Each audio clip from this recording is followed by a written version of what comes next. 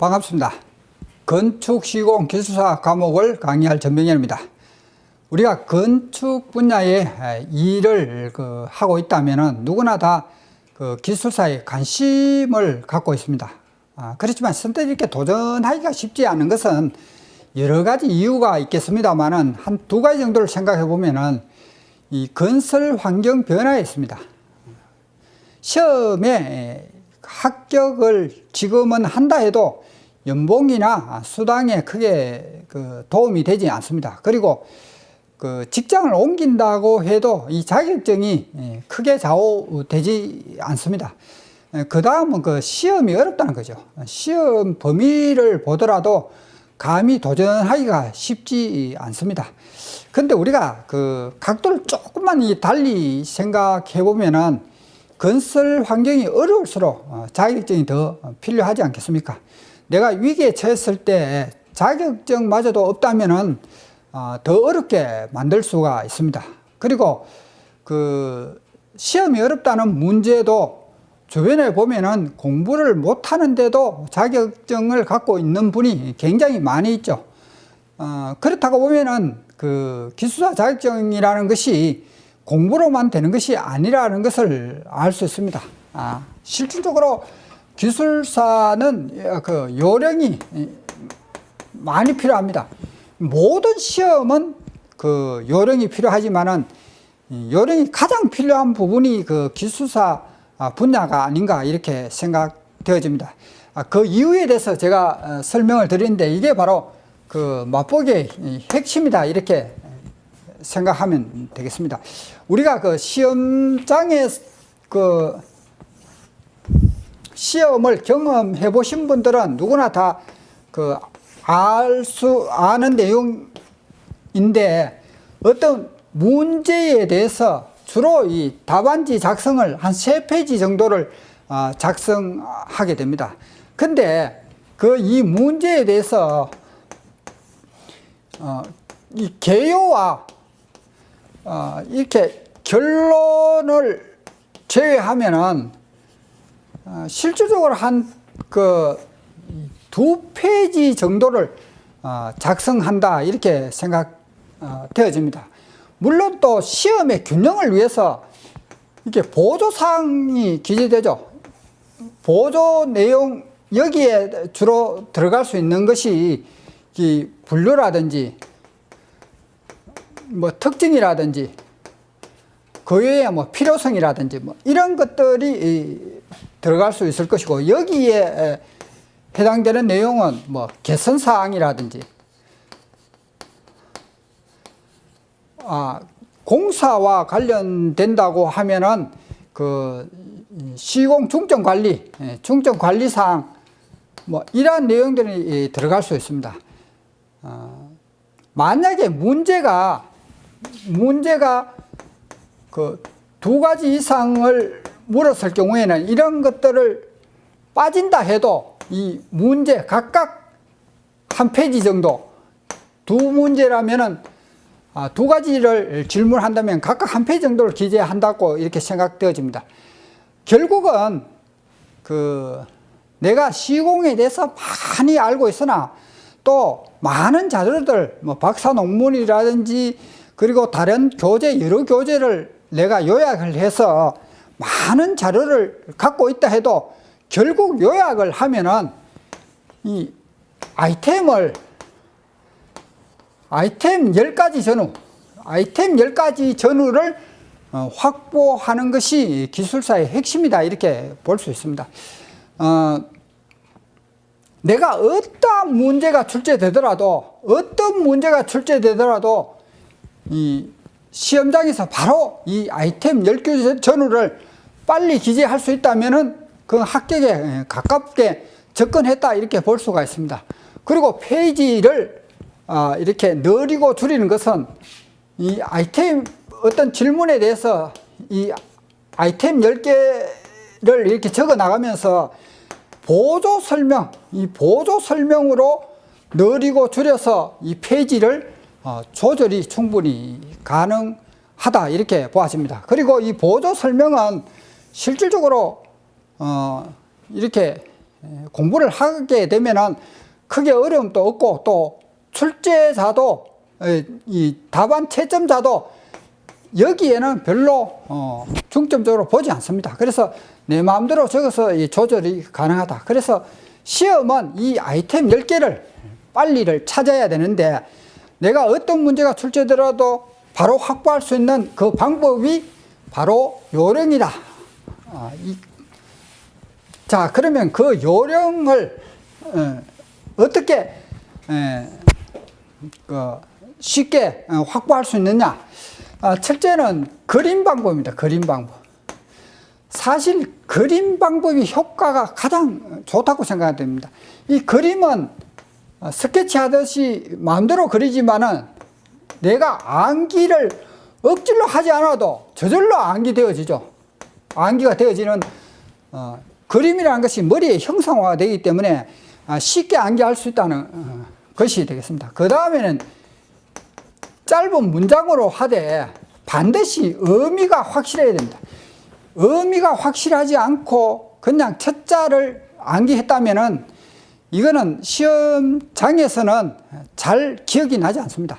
그래서 특별히 시간이 쫓기고 당황하면은 절대로 기억이 잘 나지 않습니다. 그래서 요거는 각 단원별로 몇 개 정도로 이렇게 하는 것이지 양이 많으면은 하기가 쉽지 않습니다. 세 번째는 이제 확장형 방식입니다. 확장형은 어떤 기본 출발 단어 몇 가지를 가지고 거기서 유추해서 아이템을 찾아내는 방법입니다. 그래서 제가 강의하는 것은 요 세 가지 방법으로 무조건 아이템을 빨리 찾는 그 요령을 터득하는 데 있다, 이렇게 보면 됩니다. 예를 한번 들어보겠습니다. 그림과 관련되는 내용이 가장 효과적이라고 말씀을 드렸습니다. 만약에 가설공사다. 그러면 가설공사는 지금까지 시험에 출제되었는 것이 주로 뭐 초고층 가설과 그리고 이 가설공사가 이 본공사에 미치는 영향이 어떤 것이냐, 이러한 것이 주로 출제되었습니다. 그러면 이 두 문제는 사실 답이 동일하다는 거죠. 왜냐하면은 모든 기술사 문제는 좀 더 복잡하고 좀 더 어려운 것을 대체하는 그 서술을 필요로 하기 때문에 이 가설공사가 본공사에 미치는 영향이라 해도 초고층에 대한 사항을 언급을 해줘야 되기 때문에 결국은 그 아이템 자체는 같다, 이렇게 보면 됩니다. 그러면은 이 간단한 이 그림 자체도 가장 편하게 어렵지 않게 그릴 수 있는 것이 그냥 스케치 하듯이 하면 되겠죠. 이 아파트 세동을 하는데 여기 관리실이 있습니다.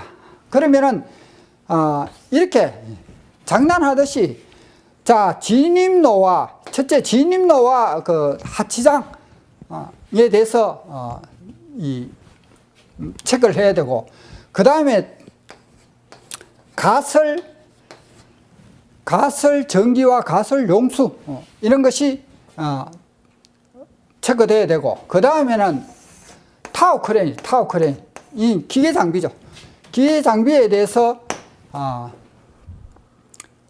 이 가설 공사시는 점검해야 될 그러한 내용입니다.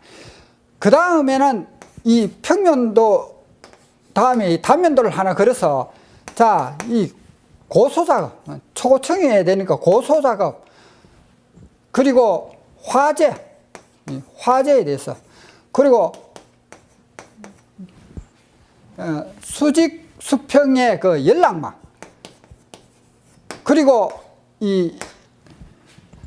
요 사이는 지하 깊이가 깊게 하기 때문에 가설 토공에 대해서 체크를 해야 됩니다. 그래서 이 가설 공사 시 그 본공사 그에 미치는 영향은 이러한 아이템 한 10개 전후를 찾는 데는 이렇게 장난하듯이 그림을 그리면 바로 한 10개 전후 만약에 모자라면은 항상 사기를 치고 들어가면 됩니다. 사기. 사전 조사와 기본 요구 성능. 기본 요구 성능이라는 것은 바로 시공할 때 안경을 사용하라. 시공성, 안전성, 경제성이 확보되어야 된다. 요걸 기준으로 해서 기본 요구 사항이 시공성, 안전성, 경제성에서 출발한다. 이렇게 보면 됩니다. 그래서 이 아이템을 찾는 것이 이 그림 방법은 예를 들어서 이 토공사에 대해서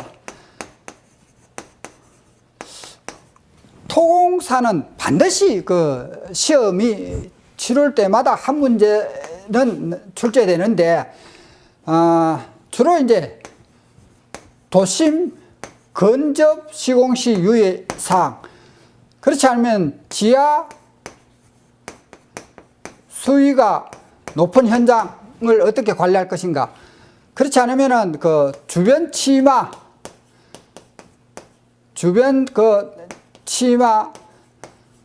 원인과 대체 뭐 이러한 내용들이 출제되는데 이것도 답은 동일합니다. 그 시공 관리를 잘하면 저절로 도심 근접 시공에도 안전하고 지하 수위 높은 현장에도 대체할 수 있고 그 주변 치마에도 대응할 수 있다, 이렇게 보면 됩니다. 그래서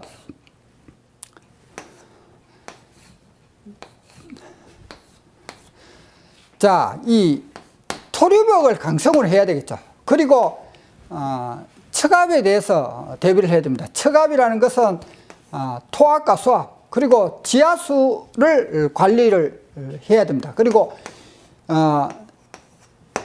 과하중 건설 이 터파기 현장에 차량이라든지 무거운 자재라든지 이런 것을 주변에 없도록 해야 되겠죠. 그리고 반드시 현장에 그 배수 시설을 잘 해야 됩니다. 배수 시설을 잘하고, 그리고 부상이 발생하지 않도록 해야 되고, 그리고 히빙과 보일링에 대해서 대비를 해야 됩니다.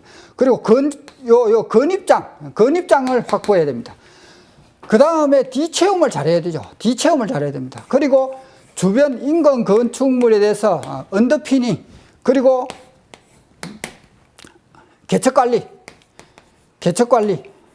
반드시 해야 되는 것이 개척관리. 이러한 것을 이 그림으로 스케치를 하면은 1번 번호만 1번, 2번, 3번, 4번, 그 5번, 6번, 7번, 8번, 9번, 뭐 10번, 11번 이렇게 하면은 10개 전후는 금방 이 스케치를 한 두세 번만 해보면은 여기에 대한 답은 바로 나올 수 있다는 거죠. 그래서 이 그림 방법이 굉장히 그 암기하는 데는 효과적이라 이렇게 생각되어집니다.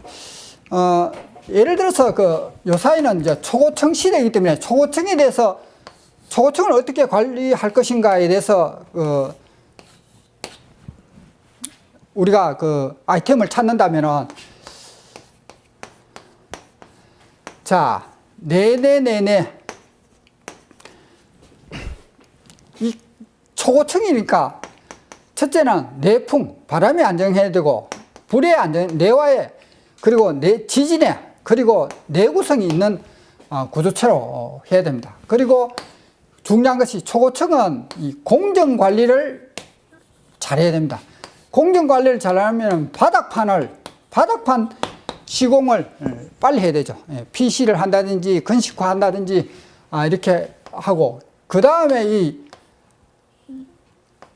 타워 크레인 양중 계획이 잘 되어 있어야 이 초고층 건축의 그 어떤 빨리 공사를 진행할 수 있겠죠. 그리고 초고층 건축을 할 때 주의해야 될 것, 그 다음에 화재라든지 그다음에 수직 수평 어떤 연락 체계 망을 잘 갖춰야 되고, 그리고 이 중요한 것은 초고층으로 올라가기 때문에 고강도로 해야 되고, 그리고 또 토공사에 대해서 이 지하 깊이가 초고층 가면은 당연히 그 지하 깊이도 깊어지겠죠. 그래서 이 토공사에 대한 관리와 개척 관리, 그리고 CCC, CFT, 그리고 코어 선행 방식, 그리고 링 컨스트럭션, 뭐 이렇게 이 스케치 장난삼아 이렇게 몇 번 지우고 몇 번 그려보면은 이게 저절로 이 그림으로 하기 때문에 차례대로 순서별로 할 필요는 없겠지만은 그 생각이 난다는 거죠. 실질적으로 우리가 그 조적공사에도 시험이 그 조적조에도 시험이 나온다면 항상 나오는 게 딱 정해져 있습니다. 균열에 대한 대비와 그 누수, 백화 현상, 시험이 항상 조적절 하면은 요 세 가지를 번갈아 가면 계속 출제되죠. 그런데 이 답은 또 동일하죠. 답은 동일합니다. 왜냐하면은 그 조적조 자체가 벽돌조라든지 이런 것은 균열이 가장 약하죠. 근데 균열이 발생하면 누수가 생기고, 누수가 생기면 백화 현상이 생기죠.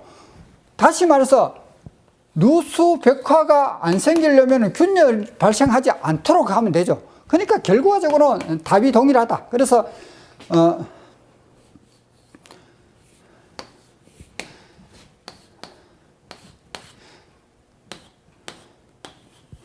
뭐 이게 뭐 그림을 잘 그릴 필요 있겠습니까? 이 만화 그듯이 이렇게 그려서 균열이 누수, 백화 현상이 생기지 않으려면 첫째는 이 두껍들을 해서 물이 흘러가지 않도록 두껍들이나 후레싱을 설치합니다.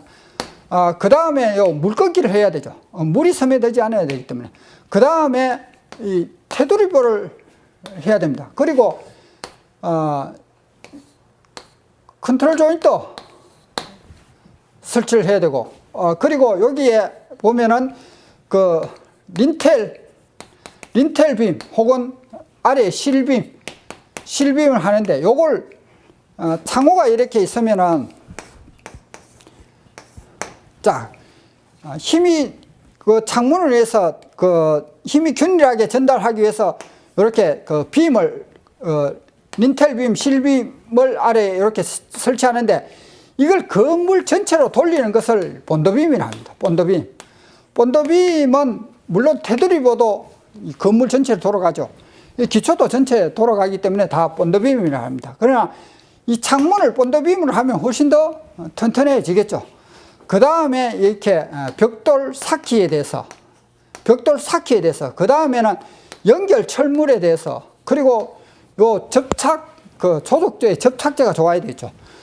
그 다음에 그 습기가 올라가지 않도록 방석층을 하면 좋겠죠.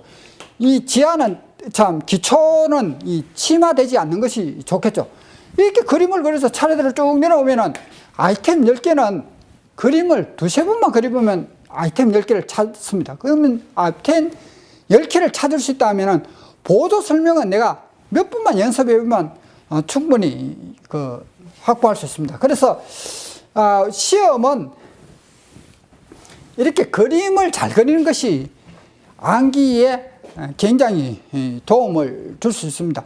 그래서 우리가 시험에 잘 철저해야 되는 것 중에 또 하나가 요사이 층간소음이 그 문제가 많이 되기 때문에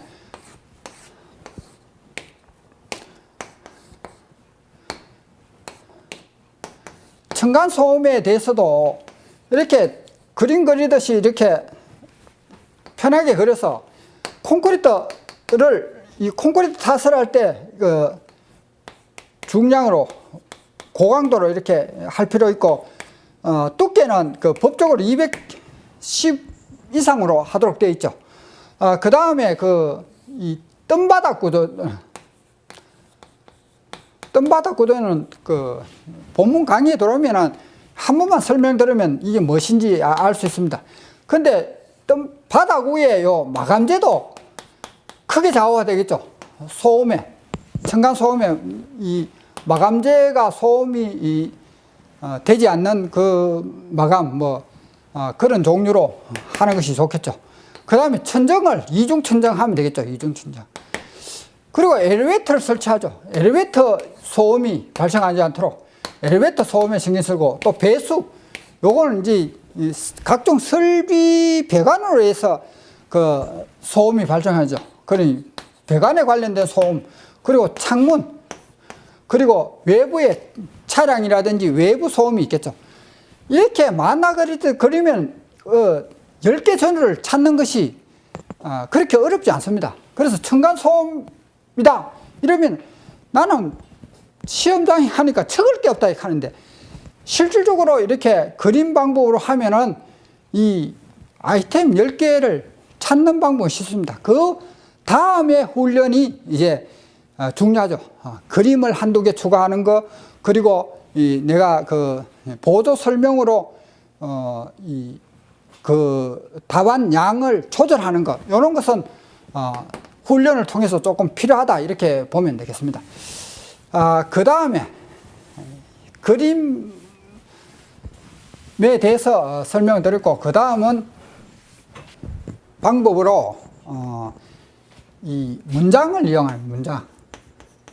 짧은 문장을 사용하는데 반드시 의미가 확실히 부여되지 않으면은 실질적으로 그 시험장에서 시간에 쫓기면은 잘 기억나지 않습니다. 그래서 의미가 확실히 부여되어야 된다. 이렇게 보면 됩니다.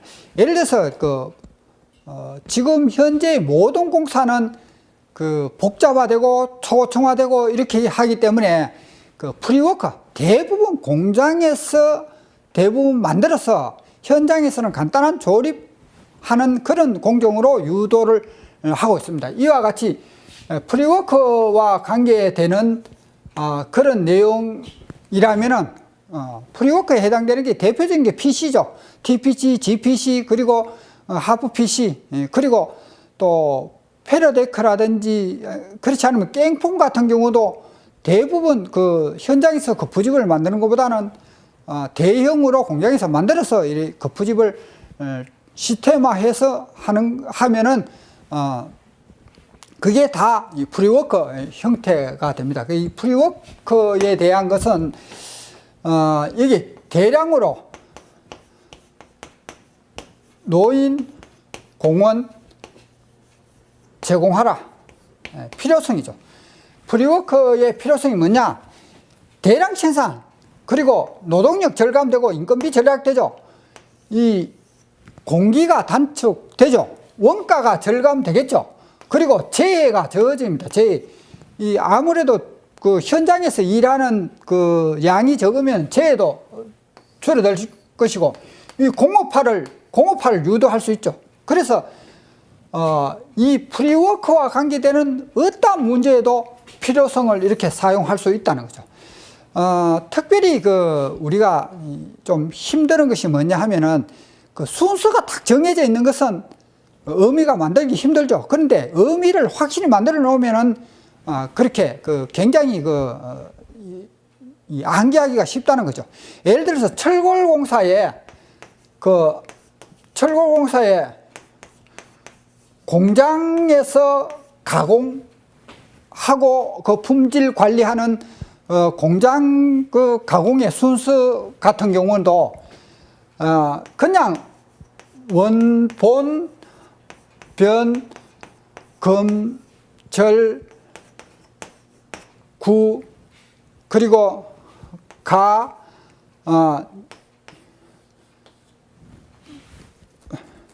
본, 녹, 운 이렇게 암기하면은 첫자를 가지고 순서별로 이렇게 암기하면은 실적으로 이 많은 노력을 들여야 됩니다. 물론 가르치는 사람은 자 이거 시험에 나올 수 있으니까 첫자를 암기하시오 이렇게 하면은 굉장히 편하겠지만은 이거를 의미를 확실히 둬버리면은, 예를 들어서 원래 본질적으로 변하지 않는 것이 금이다. 그래서 금은 원래 본질적으로 잘 변하지 않는 것이 금인데, 절단하고 구멍 뚫어 보면은 가짜는 표가 난다. 가짜는 표가 나는데 이 본격적으로 녹여서 운반한다는 거죠. 이 금은 녹여서 어떤 형태를 금의 그 어떤 형태를 만들어서 운반해야 된다. 그래서 이걸 형태를 만들려면 녹여야 되죠. 그래서 이것을 다시 지우고 한번 그 의미를 부여해서 원래 본질적으로 변하지 않는 것이 금인데, 변하지 않는 것이 금인데 절단해보고 구멍 뚫어보고 그래야면 가짜는 표가 나죠. 본질적으로 그 녹여서 운반을 최종적으로 하게 됩니다. 그러면 요거를 의미를 딱 두면은 한두 번 적어보면은 다 이 순서가 생각나겠죠. 원척도 본뜨기, 변형 바로잡기, 금꺾기, 그리고 절단, 구멍 뚫기, 가조립, 본조립, 그 농막이 칠, 그리고 운반. 이것도 순서가 정해져 있기 때문에 여기에 어떤 의미를 확실히 부여하지 않으면은 이거 첫자로 암기하는 것은 굉장히 어렵다는 거죠. 그래서 이런 것은 특별히 이 활용을 잘하게 되면은 가설공사의 본공사 조경반 고려사항인데, 그래서 의미는 가설공사는 본공사를 시작 안 했죠. 가설공사는 본공사를 시작 안 했습니다. 그런데 벌써 조경반이 들어오면 안 되겠죠. 이렇게 암기를 하고 나면은 첫째는 본공사의 지장이 없게, 두 번째 본공사의 공정에 맞게, 세 번째는 그 조립 회체가 쉽게, 네 번째는 그 경량화 혹은 강철화, 그리고 반복 사용 가능하도록 이렇게 하면은 이것은 가설공사와 관련되는 어떤 문제에 다 활용할 수가 있기 때문에 꼭 필요한 부분에 암기를 합니다. 그러나 이게 내용이 그 숫자가 많아지면은 암기가 힘들죠. 그래서 단원별로 2개 이하 정도로만 의미를 부여해서 암기를 하는 것이 좋을 걸로 생각되어집니다. 대부분 첫자 가지고 암기하라 하면은 실적으로 엄청난 시간을 활용해도 시간이 쫓기면은 그 시험장에서 잘 기억나지 않을 수가 있습니다. 그 다음에 확장형입니다. 확장형. 확장형은 그 쉬운 단어 몇 개를 암기해서 이 아이템을 확장해서 찾는 겁니다. 예를 들어서 토공사의 사전조사다. 그러면은 사전조사를 하려면은 이 사전조사를 하려면은 일단 설계와 입지와 환경 조건이 중요하다. 요 세 가지만 출발점으로 요 세 가지 정도만 암기를 하는 겁니다. 그래서 이 세 가지를 출발해서 설계를 하려면 반드시 계약을 해야 되고, 설계는 법규를 반드시 지켜야 되죠. 그 입지라는 것은 그 집안 상태가, 그 주변에 가보니까 집안 상태가 어떤지, 그리고 지하수가 어떠한지, 그렇지만 또 그 주변에 노후 건물이 있는지, 뭐 이러한 것을 현장에 가서 그 주변을 살펴보는 것을 말하죠. 환경은 계절을 말해요. 계절적인 것을 말하는데, 여름에 비가 많이 나오는가, 겨울에 그 어느 정도 이 지역은 어느 정도 추운가, 뭐 이런 것을 한다면 요 세 가지를 출발해서 확장해서 아이템을 하나, 둘, 셋, 넷, 다, 일곱, 여덟, 아홉, 뭐 이렇게 아이템을 여러 개 찾아가는 그런 방식은 확장형이라 합니다. 이 확장형은 실제로 주관식에 있어서 그 출발점을 쉽게 찾을 수 있는 분야에 활용하면은 굉장히 유리하다. 예를 들어서 우리가 철근 콘크리트 공사에는 그 시험 자체가 주로 강도에 대한 거, 그리고 이 내구성, 그리고 열화, 그리고 열화와 균열이 균열에 대해서도 엄청나게 많이 출제됩니다. 그러나 이 철공 콘크리트도 강도에 대한 내구성에 대해서 또는 열화 원인과 대체, 균열에 대한 품질 관리상 뭐 이러한 것을 물어도 결국은 답은 하나죠. 답은 하나입니다. 첫째, 그 열화 뭐 원인과 대체, 뭐 강도 내구성에 대한 그 내구성 저하에 대한 원인과 대책 뭐 이래 해도 이 원인에 대해서는 그 설계적인 측면, 그리고 화학적인 측면, 그리고 이 물리적인 측면, 그리고 이 기후적인 측면, 요거 출발점은 찾기가 쉽죠. 설계, 화학, 물리, 기후 뭐 요거는 찾기 쉽습니다. 그러면 이 원인에 대해서 설계는 부재가 적기나, 그러면 철근이 부족하기나, 익스펜드 조인트를 하지 않으면은 강도도 약해지고 내구성도 약해지고 열나고 빨리 되고 균열도 발생하게 되는 거죠. 그래서 화학적인 요인은 뭐 AAR, 대표적인 게 AAR, 뭐 염해 혹은 중성화, 이 화학, 여러분이 그 AAR을 아직까지 배우지 않는 상태 같으면 이거 잘 몰라도 화학적인 요인은 염해, 그리고 철근, 부식, 화학적으로 이루어지는 거, 이 모든 것은 요것을 출발점에서 찾기가 쉽다는 것이죠. 물리는 뭐 충격을 준다든지 파손이 된다든지 그렇지 않으면 뭐 화종이 과하게 작용한다든지 이럴 경우를 말하는 거죠. 그래서 기후는 날씨와 관계되는. 그래서 대책 같은 경우도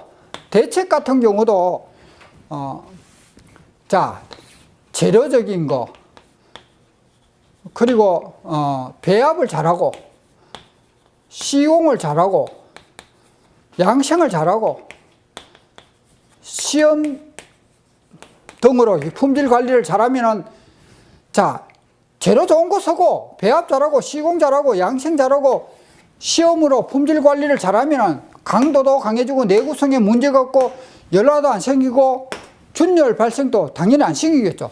이 출발점 찾는 것이 쉽다면 이 재료에 대해서 배합에 대해서 각각 찾는 것은 이 맛보기에 대해서 다 설명할 수는 없겠으나 이 출발점을 찾기 쉬운 방법은 이렇게 해서 찾아나가는 방식으로 하는 것이 이 확장형 방식이다. 그래서 기술사 시험은 결론적으로 말하면 아이템을 빨리 찾아야 되는데, 내가 이 모든 것을 다 공부해서 알아낸다면 시공기술사 시험을 정말로 많은 노력이 필요할 겁니다. 그러나 이런 요령도를 통해서 요령을 잘 활용하면은 공부량이 굉장히 많이 줄 수 있다는 것을 강조드리고 싶습니다. 그래서 여러분이